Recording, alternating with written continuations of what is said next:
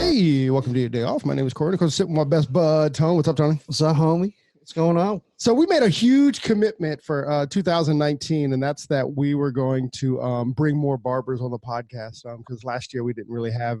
Well, we had the Ruzel Boys, but aside from the Ruzel Boys, we didn't really have any barbers on the podcast in 2018. Yeah, and then the guy that we're interviewing today, we met him out in the Salon Digital Summit by Modern Salon last was it November? It was first weekend of November, right? Yeah. So listen, Steve Reese, if you're listening, you've got to do it again because I know everybody that attended got great value out of that weekend. 100%. But the guy that we're interviewing today, he has a Instagram page that has 1.1 million followers. Holy cow! Is that our biggest yet? Hold on, that's it. Yeah, that's it. Yeah, that's our biggest, right? Dude, we got our biggest. He's like the king of the barbers. We wanted to bring in the barbers. We brought in the king of the barbers. Yeah. So it's only. Well, I'm not going to say it's only down from here. It's not true, but there's a couple. There's a couple. Yeah. But this guy, he's done great things for the barber world. Yeah, I can't wait, man. Can't wait to get in the story. And I mean, his story is so exclusive, inclusive. It is all over the place. You know what I mean? Well, hopefully we can wrap it up to make a good story out of it. Well, enough about you and I. Exactly. So our guest today is Lee Resnick, and if you're not familiar with Lee runs the Barbershop Connect, and he also runs or puts on and produces the Barbercon. And listen, we just did a small little show in our area, and the work is insane. I can't imagine the work that he's putting in to put on like a big production like Barbercon. Oh my God. Yeah. Our little show, and we feel like we needed a couple of weeks to just get our self together. Exactly. This guy, man, he's a showman himself. Yeah. So no doubt about it. Should we bring him on? Yeah. So Mr. Lee Resnick of Barber Connect, welcome to your day off. What's up, everybody? Barbershop. Sorry, Lee. Already we're going down there. I'm going to get a phone call from the Barber Connect guys from London being like, what's going on? How you guys doing? Right. Barbershop Connect. My bad, everybody. Right, yeah. Sorry, he's used to messing up last names. Now he's messing up other names. I guess it's the 1.1 million followers that has him nervous. Yeah. Right. 100%. Right. So what's up, Lee? So kind of where you from and where did you grow up? Where are you from? Oh man. So I'm from New York, as you could tell by my accent. I grew up so I grew up basically with hair. Okay. I used to have hair down here. Used to go to my mom's salon to get my hair cut. Never really thought about that I'd be in this business, but I'm sure a lot of people probably didn't think about it either. But I don't know. I grew up kind of into sports and never really cared about fashion. Let's put it that way. Right. When I grew up, the dirtier your sneakers were, the more women you got. The guys that I knew who rolled out of bed were the ones who had the best looking girlfriends. And, I was into drawing. Like I wanted to be an artist and work for Hanna-Barbera. That was my dream, but. Have you posted any of those pictures? Any of those cartoon pictures? No, believe it or not, I kind of, I don't know how good I was. I was good enough to get a degree in college. Like I went to Syracuse and got a degree in art. But when I was in college, this kid in my class broke his drawing hand, and he drew better with his other hand than I drew with my good hand. And I called my parents and I said, I definitely don't think that this will be my profession. You know what I mean? Right.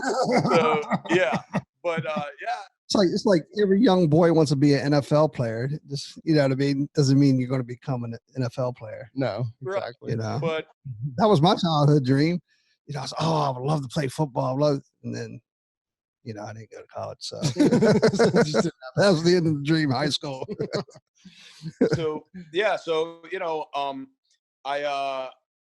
As I grew up, I wanted to be a rapper. I had cornrows, gold teeth, and no, you didn't. And really, yeah, I was completely living it. I got a record deal as a rapper, and my parents wouldn't let me move to LA. Yeah, I ended up starting a record company right when I graduated college because nobody would hire me. So me and my roommate took $5,000 each, and we built the record company. What? Wow. Yeah. That's, I mean, that's Rick Rubin-esque, Yeah, right? well, Didn't he do it in college? believe it or not, I am actually, after I leave you, going to Def Jam. So it's funny that you said Rick Rubin-ish. Yeah. So yeah, I started it, and that became my, after the Hanna-Barbera thing wasn't happening, I was like, okay, now I want to be the next, music executive and do all this stuff. And believe it or not, I built a successful record company, putting out rap records, which I ended up selling to New Line Cinema. And I actually own a 50 Cent G-Unit record called Bad News. Yeah, I worked with a lot of different famous rap artists who now I help them get their haircut. So you never know. It's like a 360 turn, Wait a second. So you worked with 50 Cent? Yeah. I owned one of his records. I worked with Curtis after he got shot 9 times, and then no one wanted to go near him. A guy, Sean Money, brought me his music, and I actually bought that record from them. And I worked with Fat Joe. I worked with a bunch of different artists. At that time, we were putting out vinyl. So, I had one of the hottest independent records of that time period. And that's how I really got into the barbering business, Wow. I had an artist on tour with Eminem. So I did the anger management tour with them. And Paul Rosenberg, Riggs Morales were the managers, who Paul manages M. He's also the president of Def Jam. He managed my artist. So, what happened is after doing it for several years, I had a rapper who wasn't going to make it. And I was like, you got to come up with a profession. And he said, I want to become a barber. And I was like, what the hell does that mean? And he was like, well, I need you to help me go to barbering school. So I paid for him to go to barbering school. Was that in New York? It was in New York. He got his license. He changed his rap name from Smokescreen to Justice God Allah, and then got a job in Jamaica, Queens. I went down to his barbershop just to see what he became of himself. And everyone was yelling about music videos on TV. And from that point on, I came back and I looked at my wife and I said, I have this idea. I'm going to build a network of barbershops, and I'm going to brand music videos through the barbershops, and then have them fill out forms of feedback that will go back to the record companies to show what their video is like, where it's impacting. And that's how I built my business. And I was doing this thing called the Urban Barbershop DVD, and I was getting flown all over the United States filming rap artists, celebrities. And it was like a really hot DVD at that time. And this was before YouTube even existed, So there, either you saw a video on TV or you didn't see it at all.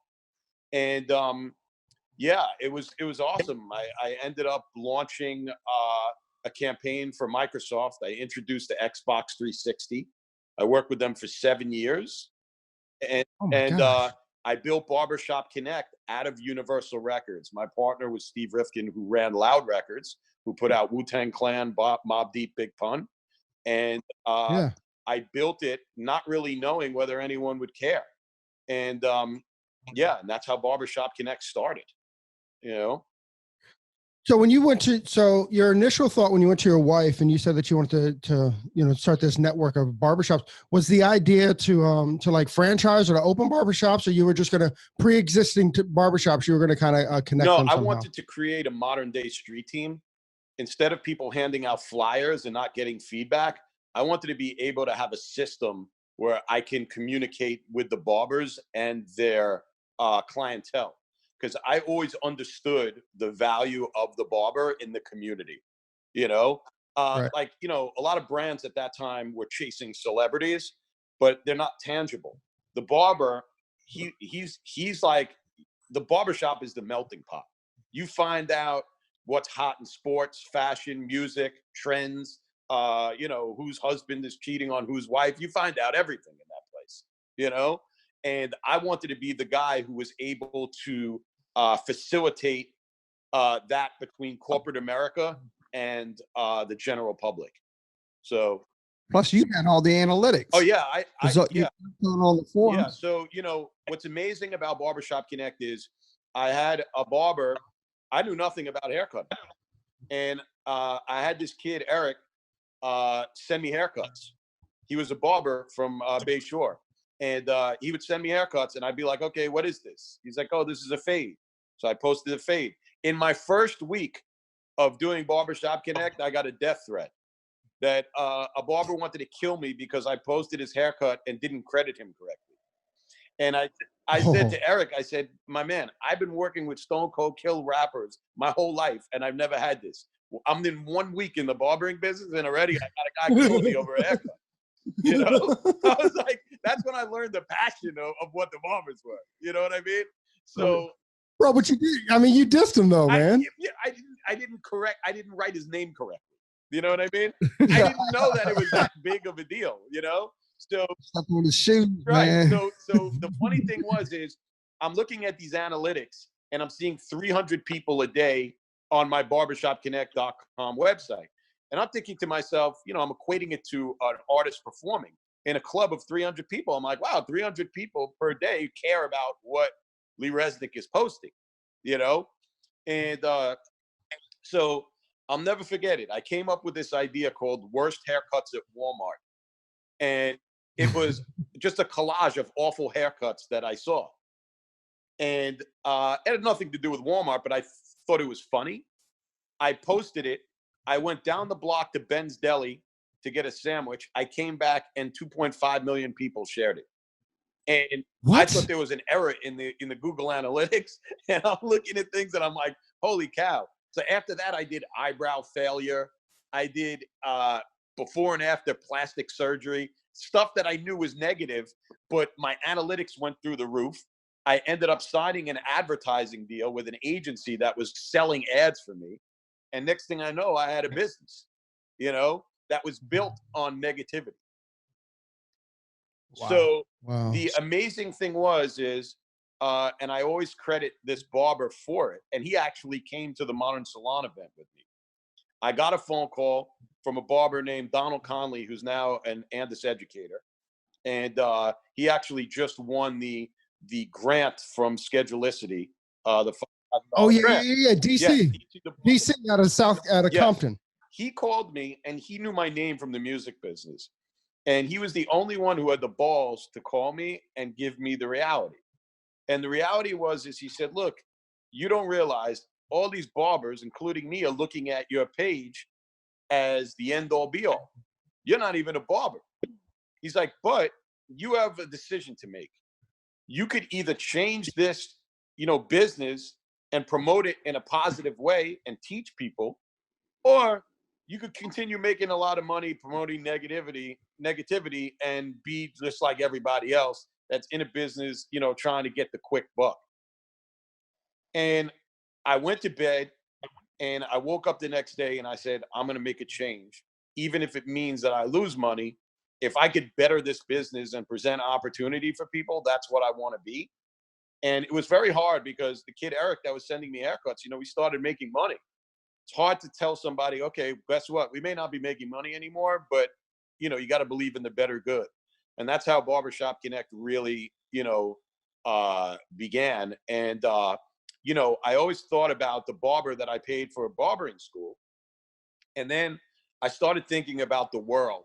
You know, everybody, you know, they focus on this small box. You know, even like an athlete, you're the best pitcher in your town, but then when you go out of town, you know, you could just be average. So I wanted people to learn globally from each other. And I knew that the techniques of haircutting was different in London. I knew it was different in Italy, Rotterdam. Everybody was doing something different. What was fashionable there may not be fashionable here. But if I can take, that hit, eventually, if you keep driving the information and the visuals to people, you'll break down the barrier of comfort and people will begin to learn. And that's why, what I do became big,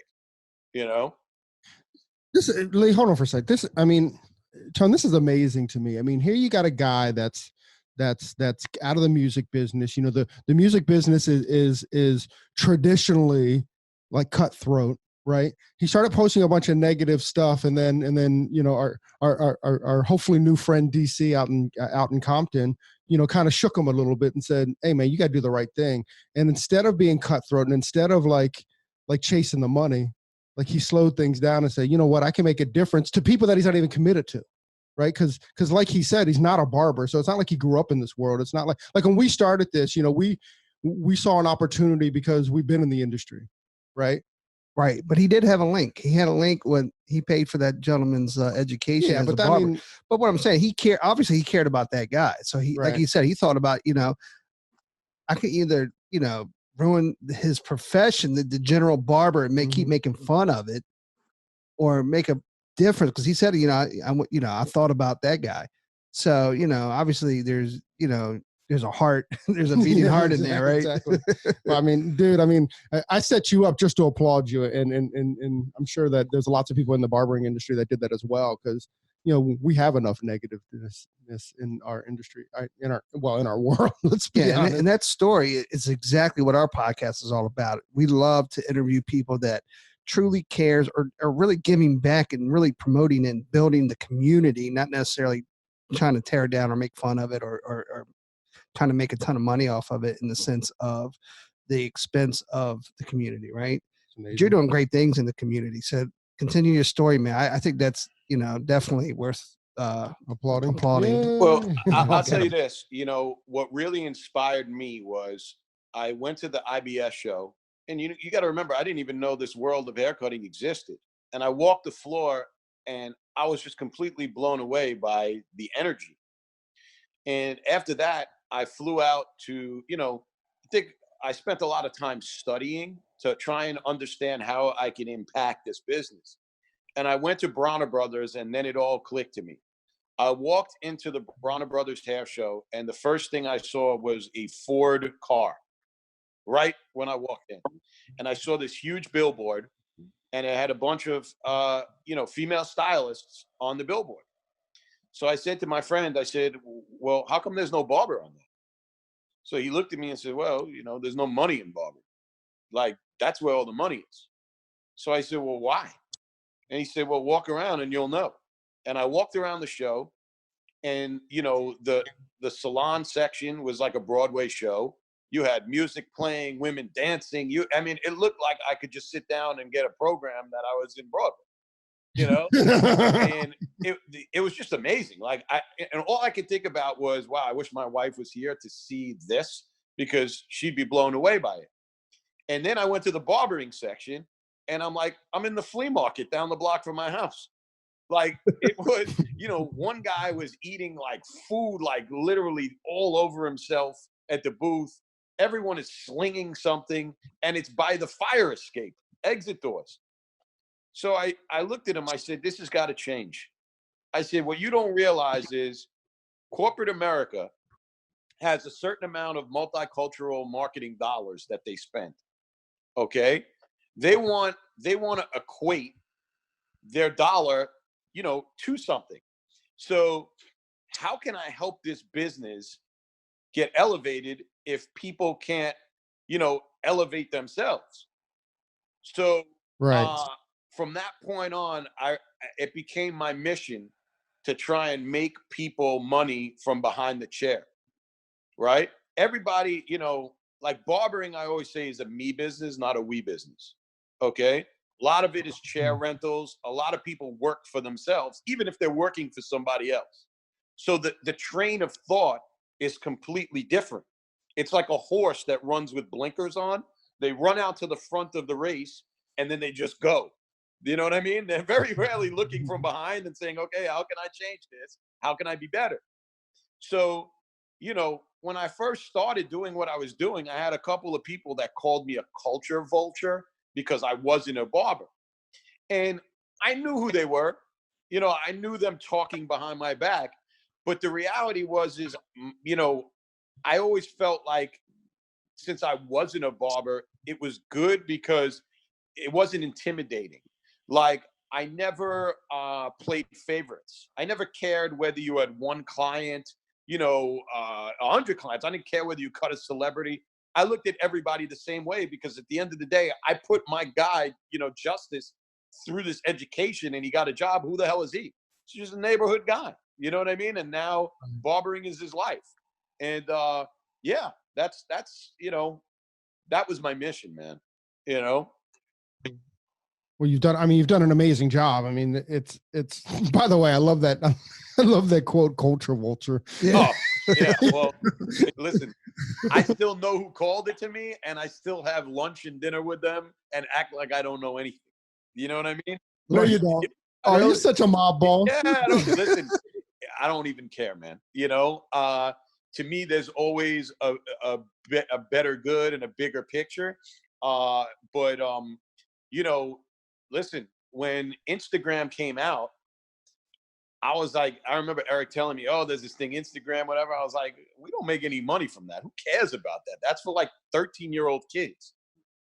So I'll tell you, the funny part about it was I was trying to figure out how to make money from Instagram, and then finally it all clicked for me because I was like, everyone wants to be on Barbershop Connect. We're going to create a demand, and I went to the Cosmoprof show, and you guys will love this because how long have you been in the hair business for?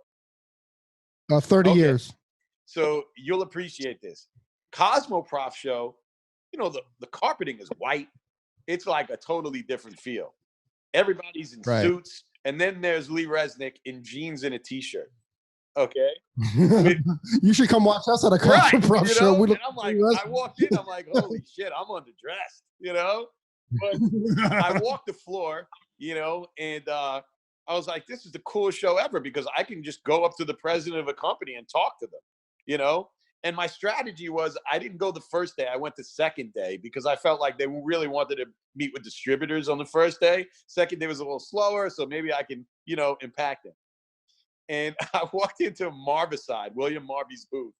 And I said to him, I was like, hey, I met him. I was like, look, everybody loves what you do. Well, I'm going to make you more important than Barbicide because I run this social media thing. And I start to show him, I take out my laptop computer and I'm showing him and he's looking at me and he said to me, he said, son, I got to be honest with you. I don't even know how to turn on a computer. And I said, he said, you got to talk to my son about this. I don't really know what to tell you. And that was how my experience went. And I'm walking, I'm trying to show people the value of social media and no one wanted to know. I mean, you got to remember this business has been around so many years. So many people have gotten grandfathered in, and they never had to spend any marketing money, because they were the brand. So now they're looking at this guy, this young kid who doesn't look like them, showing a laptop. Most of them don't even know. Instagram, they didn't even know how to work Facebook, And then there's me Lee, what year was them how he could win. The one brand what year was that hired me was the best. It was a woman named Ileana Moya.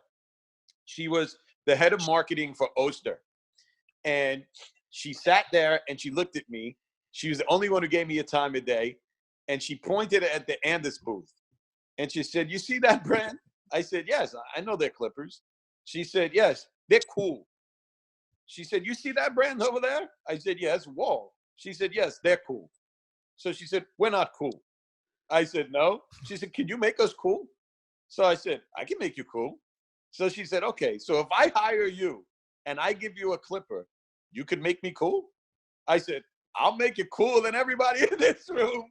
I'm like, all right. And I said, and you'll give me a chance? She said, yeah, I'll give you a chance. The first clipper I marketed was the Model 1, okay? Which, as we know, is not the best clipper, okay? And let me tell you something. I impacted that Model 1. I had all these barbers on Instagram posting using the Model 1. So after that, she was like, you know, like, that was amazing. Can I give you another clipper? Then she gave me the Model 10. So I marketed the Model 10.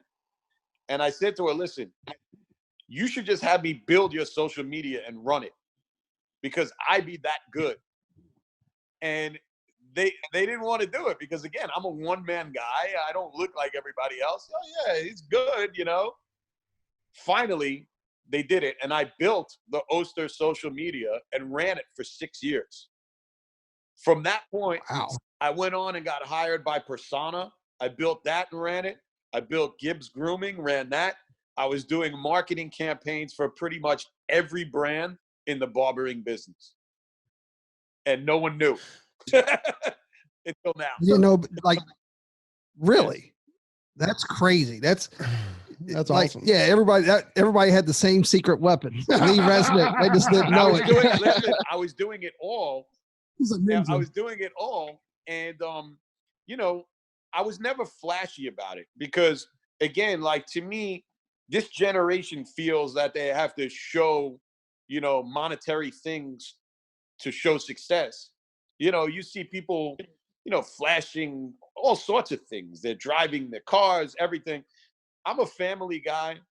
I've been married. I always say this. I think it's 18 years. When you're married that long, you forget. You know, I got 2 kids that, you know, still probably are trying to figure out what the hell daddy does for a living. I never made a business card, and you guys should never either. You know, because mostly anyone who asks you for a business card, you really don't want them calling you anyway. And then the more successful you get, the more things you do. How the hell do you write it all on a business card? You know what I mean? It's like, all right, yeah. Title's bigger than the card. Yeah. So, you know, I mean, and the funny thing is, guys, you know how many Instagram followers I have personally? About 500. You know, because personally, you're gonna have 2 more today. Yeah, okay. You know, personally, I'm not that exciting. You know what I mean? Like, you know, I always laugh because people are like, "Oh, let me get your Instagram." I'm like, "What do you want to see pictures of my kid playing soccer? You know, my daughter singing? Like, that's what you're gonna see on that page." You know what I mean? So you can follow Barbershop Connect, you know, but you know, like, Barbershop Connect is not, you know, and this is where, you know, things change when you get bigger. Okay, and you start impacting so many people's lives, you have to remember, we look at this number 1.1 million, 10 million tags as a number. But if you put 1.1 million people in a room, you could really sway the lives of so many because they're real people.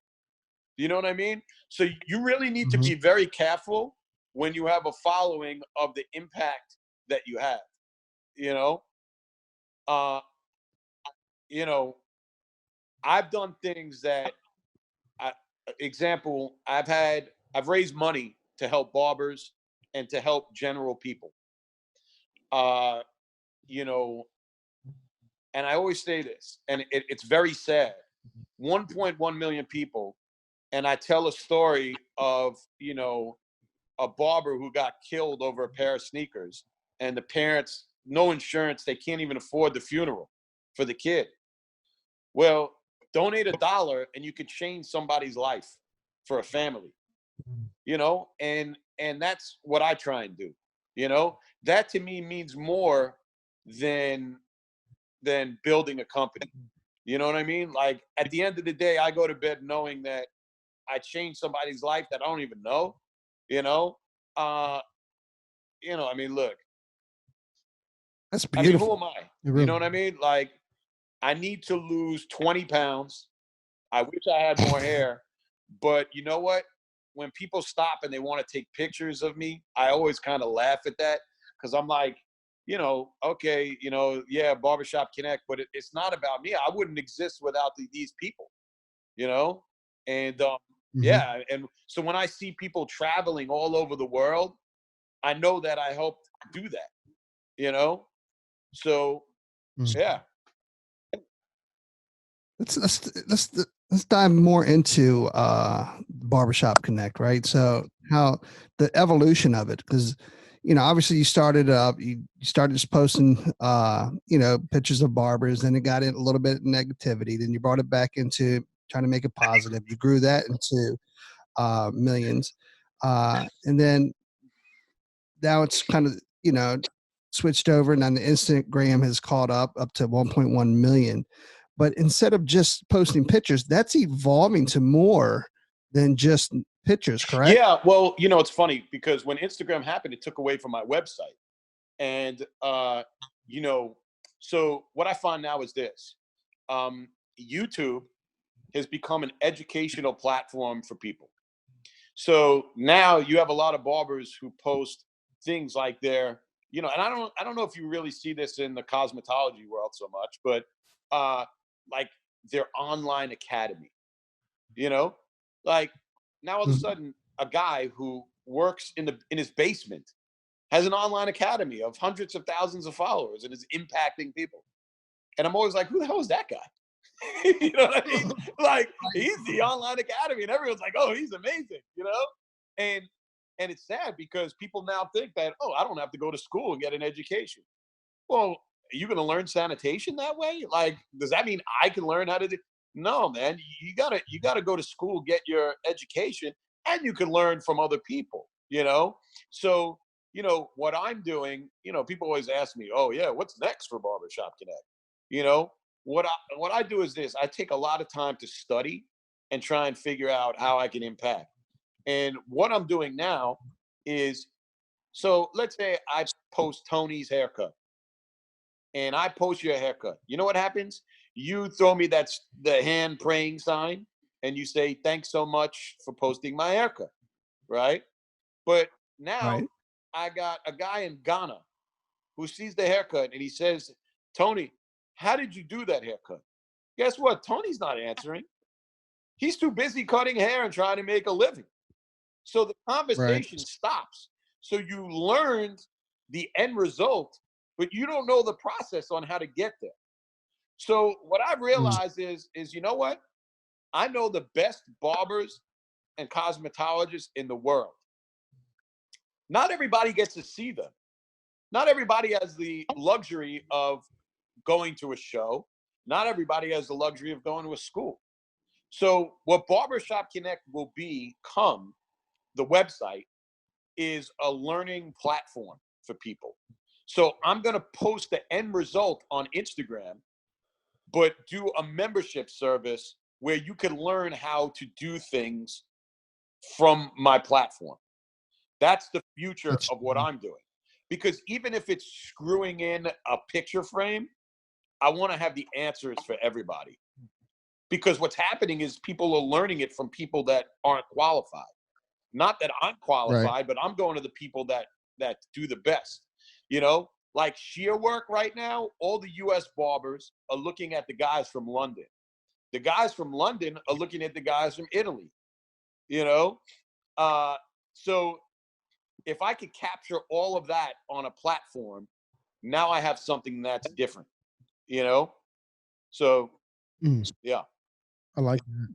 Kudos. Yeah. So you'll I don't know how to phrase this. So you'll keep the actual video content. So it's not like you're going to do like a YouTube link or anything. No. Like that. So you'll control the content. You'll control the video. Yeah, because exclusivity has value.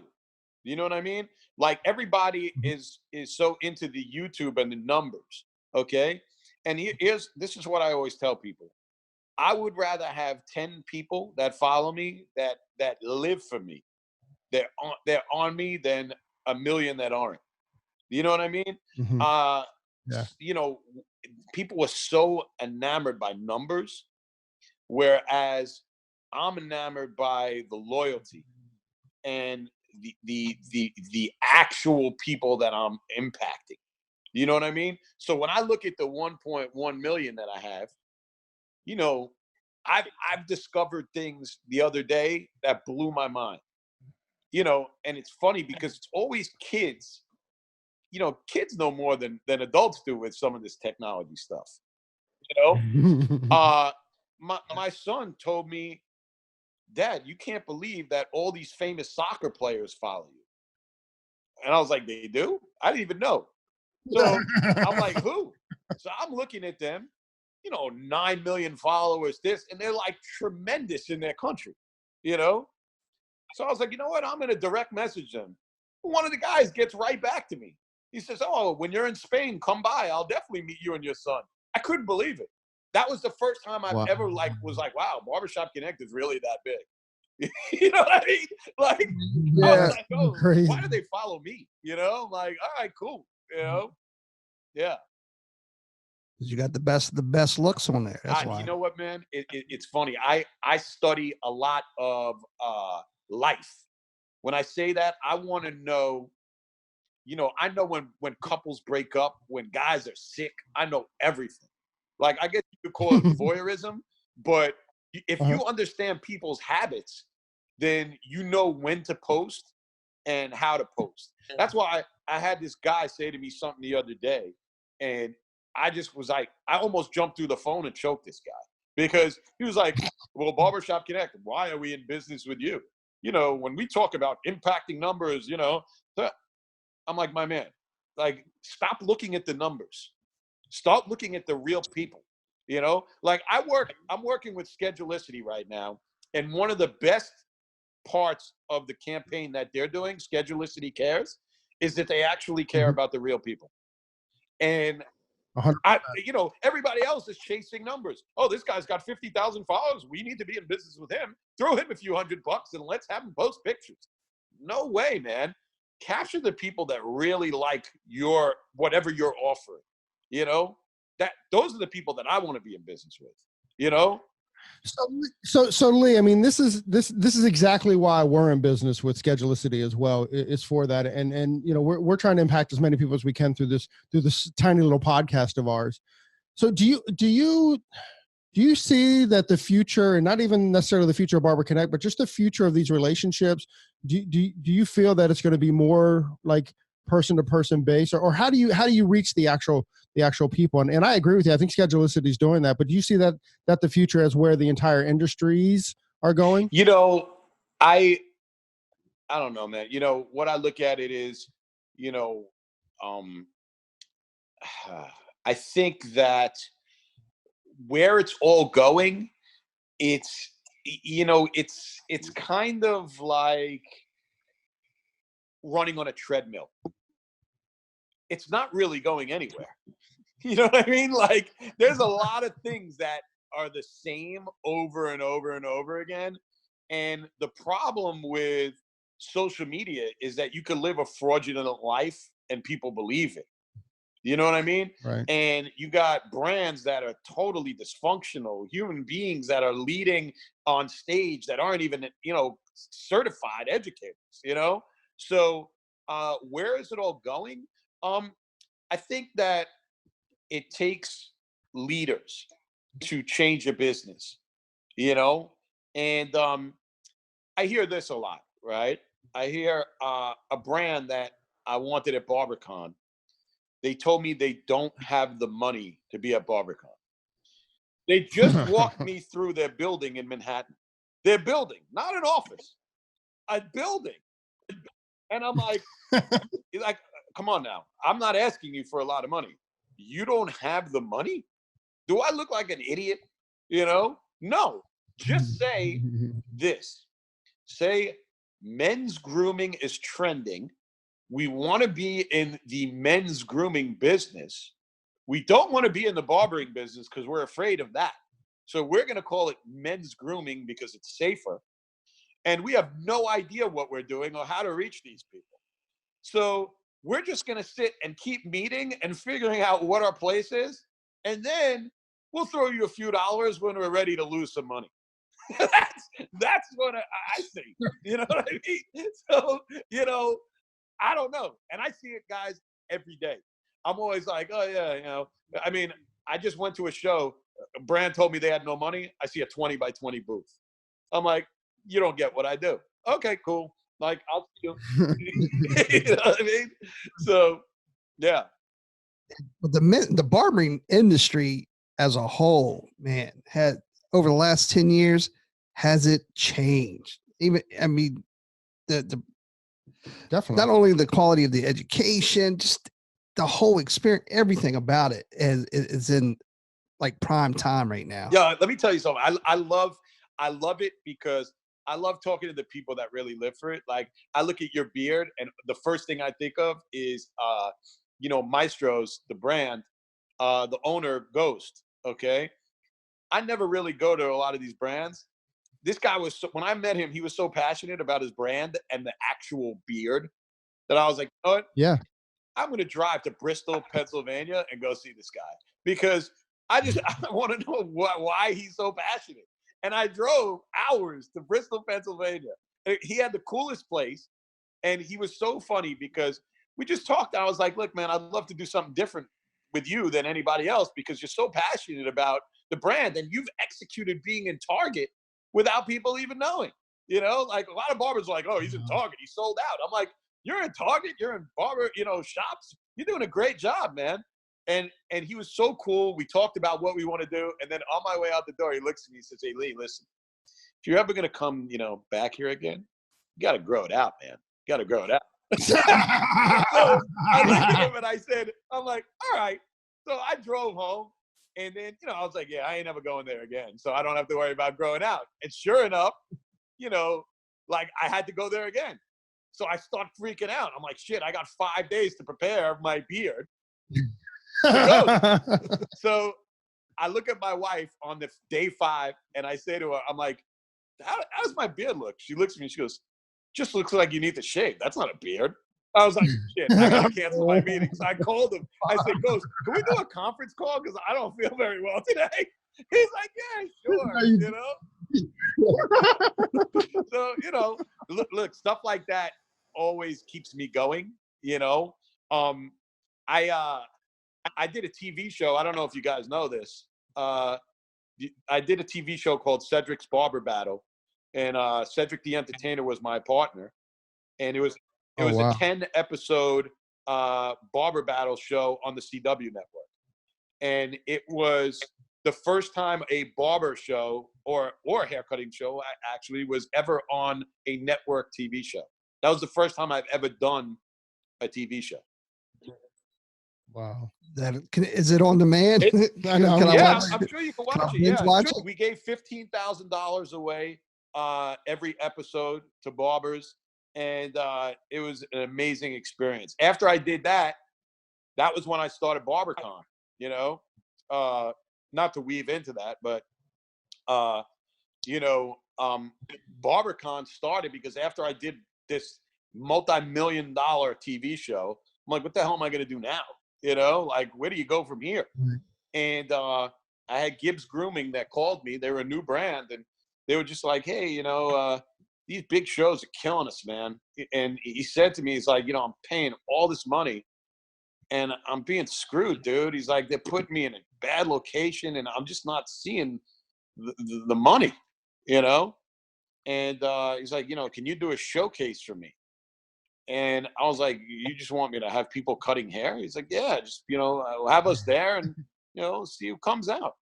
And I said, look, man, I've never done this before, and I definitely do not want to be in the event business. And I was like, I'll try it. I'm like, you got to pay me, and I'll do a show. I'll call it the Barbershop Connect Showcase. I said, and see if anyone gives a crap. So we did this showcase, and I freaked out. We had 650 people inside and 1,000 outside that couldn't get in. I didn't even make a flyer. And he looked at me, and he was Brian, who's the owner of Gibbs, nicest guy. He said to me, he said, dude, this is like Woodstock. So I said, Brian, I don't know Woodstock. I come from the rap world. I know what you mean, So he's like, this is amazing, man. He goes, look at this. Everyone's so happy, and we're the only ones here. And he was like, we got to go bigger next year. So I said, well, bigger means more money. This is not Colorado. This is Manhattan, So he said, okay, well, you can bring some other brands in, just keep it respectful. So I was like, all right. He goes, just make sure they're cool people. This is fun. Like, you don't need all these corporate, suit people. I was like, dude, I'm with you. I'm like, all right, I'll try it. So it's funny because the kid Eric that was working with me, he went to this thing called SneakerCon, and he called me. He's like, hey, Jay Majors, who does the Connecticut show, he should call his event Barbercon. So I was like, hey, that's a great idea. Call him. So he calls him, and Jay's like, I'm not calling my event Barbercon. I'm calling it the CT Barber Expo, because that's what the CT Barber Expo is. I said, okay, well, all right, cool. Well, guess what? I'm going to use this name Barbercon because I get the branding end of this one. And that was it. And that's how Barbercon started. And what I did was I called every brand that I dealt with. And I said, how do you measure success of a show? How can I make you happy when you leave? And they gave me all the ideas. I wrote them down. Then I called all the people that go to shows, women, men, younger kids, older men, I said, what do you value in a show? And they told me. And that was how I built Barbercon. And I continue every year to call people after my show to find out how I make it better. And the best thing is always giving people an experience. Social media, it's great, but you never actually meet the human being behind it. Like when I see you guys, I would like to get a draft beer, sit back and really just, talk, because again, shaking your hand and thanking you for having me on here is different than me just sitting here looking at myself and my two chins. You know what I mean? So, yeah, but that's how Barbercon started, We're going to make that happen. Yeah, we're definitely going to make that happen. Yeah, that's what Corey and I was talking about earlier before we got on air. Because you founded Barbercon in 2016, but how it's hard to get a ticket to go to Barbercon, right? I mean, these shows, they sell out. Yeah, I mean, it's weird because I do the same thing every year, and barbers wait till the last 2 weeks. Okay, there are times where I sell one ticket a day, sometimes no tickets, and then all of a sudden, the first year I did Barbercon, I swear to God, I lost 6 pounds. Okay, it was the best diet I ever went on. For the first Barbercon, I didn't even shower. I was so freaked out. I showed up at the venue at 6 o'clock in the morning with the table delivery people. I had no help. When I sold out Webster Hall, that was just me. When I sold out Terminal 5, it was just me. 3-level venues, and I'm one individual running it. And then you got friends that are outside, these idiots like, yo, I didn't know I didn't need tickets. I needed tickets. It says it's sold out. I'm like, I'm on stage right now. I got brands. I got all this stuff. I'm like, I don't know what to tell you, man. I told you it was going to sell out. Every year I have the same thing, New York now is so big that we made it 2 days. You know what I mean? But I've always wanted an indoor-outdoor festival. And because I see these music festivals that give different experiences, like every day is a new performer. And that's why Barbercon, like people ask me, how does it separate from everybody else? I call it an experience show because I realize there's a lot of people that want education and rely on these events for education. And then there are some people that just want to come hang out and have a good time. They're not so intense. So, I have my outdoor pavilion area. This year, I have a skateboard ramp that the Holy Black is bringing. I have food trucks. I have my first barber battle, which is best fade, no filter. And people are always like, well, why aren't there other categories? I'm like, you know why? Because not everybody could do a design. I don't care about the money end of it. I don't really care about the competition end of it. I just want to give people, everyone can do a fade. So, it gives a generic person, a general guy who will probably never be on stage, a chance to be on stage. So someone wins $1,000, that's great, good. You know what I mean? I do it more for the experience, like Suavecito has a huge, section outside. I love the way they think outside the box because they were like, hey, Lee, you know what? We're inside last year. We do good at your show every year, but how can we do something different? You know what? Show some balls. Go outside, deal with the weather, and you guys sell so much stuff that nobody even knows about. Bring all that apparel stuff that when I go to your store in Santa Ana that I see. I love brands that think differently, and I do something that no one else does. I vet out every brand that's in the room because right now anyone can private label a product and say they have a brand. Well, guess what? You are, you're lay right.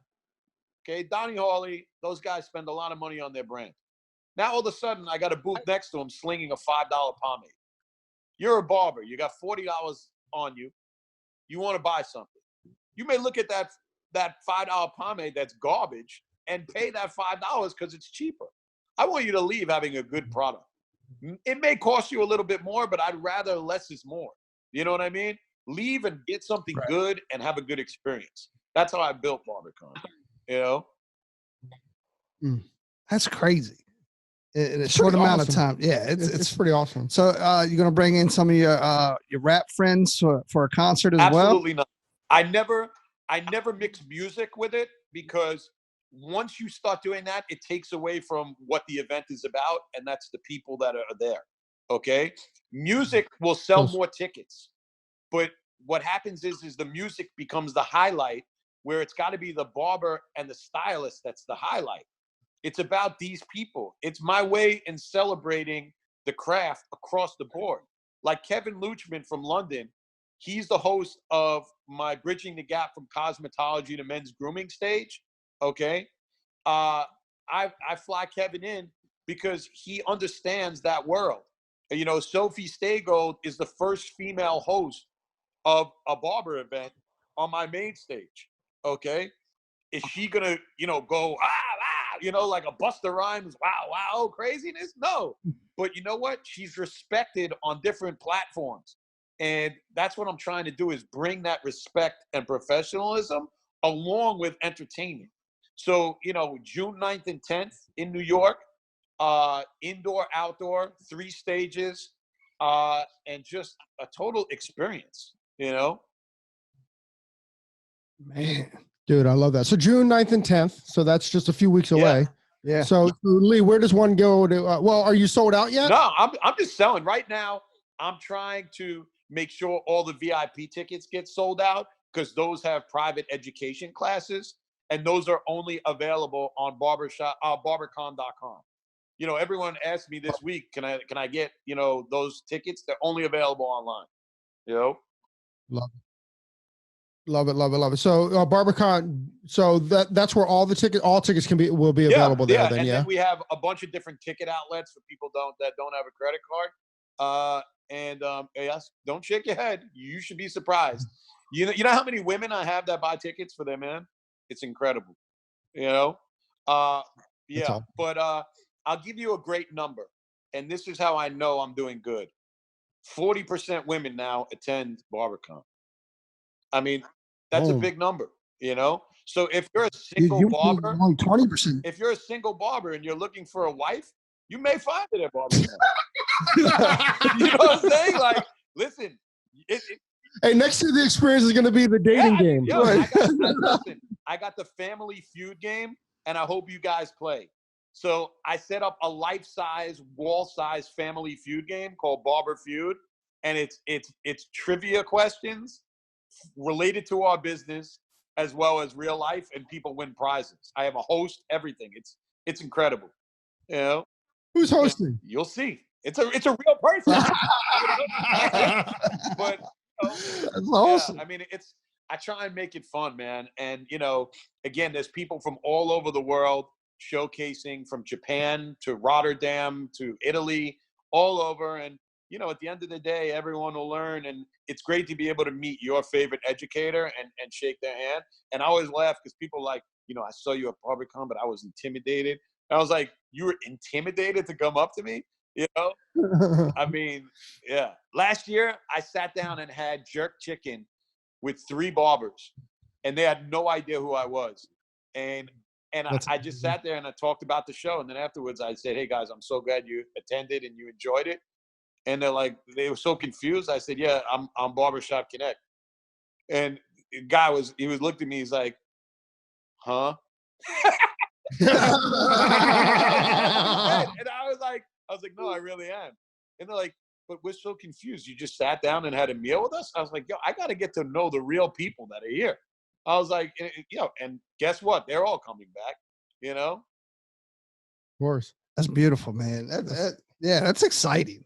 Yeah, I can't wait, dude. I'm like, like people are listening in, but I'm just like, he just like sold me. Like, I'm so stoked to be there now, you know, like I can't wait. So we're going to be there as well. You know, we're not going to have jerk chicken with you at lunch or anything. But listen, when you're doing your podcast, I'm definitely coming in and crashing one of them.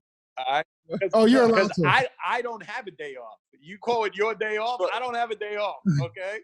No, neither do we. Yeah. Right. I love that. That's awesome, man. That's cool. So, I mean, we need to wrap this thing pretty quick, but you know, he's also having like cosmetologists come in too, because I know Presley's going to be there, and she's going to be she's teaching some color techniques, right? For barbering? I have Presley coming. I just spoke to Red Hot Stylist the other day because I want her to do color demonstration for Muck. Muck just launched a new color line, and I'm really trying again. Like, I see barbers starting to experiment with color, so I want to try and introduce that to the world. I have a bunch of braiders coming, I'm trying to give something for everybody. I have people that do man units. Somebody asked me, well, Mickey the Barber, are they going to give us a man unit? I'm like, shit, my wife loves me. She doesn't care what I look like, but, you know, I got everything. So. Right. You need to do a man unit on that face of yours, man, before you go and visit Ghost again. Listen, I'm afraid of Ghost right now because I know he's going to see me and he's going to be like, what's going on, bro? You know, but. Yeah, don't tell him if you see him. Is he going to Barbercon? He'll be there. Yeah. They have they're bringing in the barber veterans. They do a lot of stuff for charity, you know. So. Oh, that's awesome. Yeah. Well, you got 2 weeks, 3 weeks to grow that thing out there. Yeah, I know. I'm a little nervous, but you know. Yeah. Well, theatrical makeup's good. You can always just have one taped on, right? So it looks kind of I'll buy his mustache that you stick on and everything. You know, maybe I'll do that. You guys are giving me good ideas. You know, right? Maybe the little mustache with the glasses. You know what, man? I'll tell you something. I'm 45 years old. Okay, when you reach my age and you start, getting injuries, just getting out of bed, you stop caring about all that. You know what I'm saying? Like. Preaching, man. I Preaching, always brother. tell people like this. I'm like, I should do a barber video of like what really goes on in my car. You know, like flashing you the Lamborghini logo. I'm gonna flash you the pizza that my kid threw on the floor in the back. You know, that's awesome. You so should. Well, guys, thank you so much for having me on here. And if 100%. There's anything you guys need from me in support of anything, again, it's interesting because you did say, this is the year of the barbers. Like, it's the first time you're having, barbers. I think that, again, it's great to see because it just shows you the walls breaking down. Ultimately, hopefully this business, the categories will start, kind of intertwining the more people learn and be around each other, Exactly. 100%. I've never actually thought of the business as that different. It wasn't actually really until we start the podcast that I realized, there's two distinct like worlds here, not for good or for bad, but there's definitely, I mean, it's so funny that we're in the same world, but yet it's so segregated. Yeah, well, I watched you guys, I stood there and watched for a while, when we were in LA. When I was in LA and, I just, because I like to know like what the hell was going on, I'm like, oh, this is cool. You guys are like, what is it? Like the Bill and Ted's like in the, right. Yeah, we'll take. Yeah. Yeah. We'll take exactly. That's awesome. Yeah. Awesome, man. I can't wait to hook up and connect and yeah, man. Mad respect with everything you're doing, man. Major props. Well, listen, I appreciate it. And, thanks again for believing in me enough to put me on your show, so. No brainer. I mean, you just heard it all. Mr. Lee Resnick, thank you very, very much for joining us on your day off. You're welcome.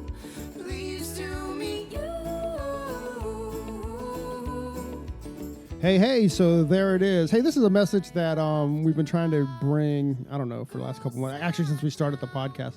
Hey, so if you like the podcast or if you find that it's useful, please leave us a review, a 5-star review on iTunes. Leave us a rating and a review. But if you don't like it, forget about it. Yeah, totally forget about this message. We also want to thank Sarah and Blaine from Pretty Gritty. Sarah and Blaine, they are a band out of Portland, Oregon, and we just want to thank them very much for allowing us to use their song, pleased to meet you on our podcast. That's cool. I think you can find their music on iTunes. Peace and hair grease.